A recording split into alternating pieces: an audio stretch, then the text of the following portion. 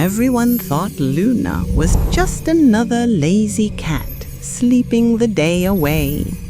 But while her eyes were closed, she was running the world's most exclusive business, designing custom dreams.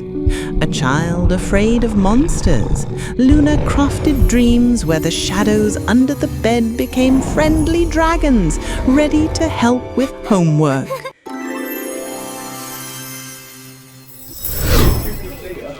A tired businessman drowning in stress?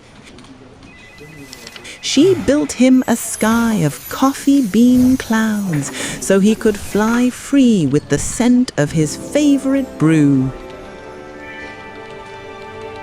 And for a lonely grandmother, Luna designed grand ballrooms where rose petals drifted from the chandeliers and long-lost love returned for one more dance.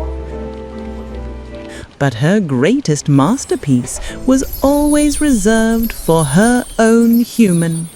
A dream where they became a child again, reunited with Snowball, their first beloved cat who had crossed the rainbow bridge. Because every true dream architect knows the finest blueprints are always saved for the ones they love most.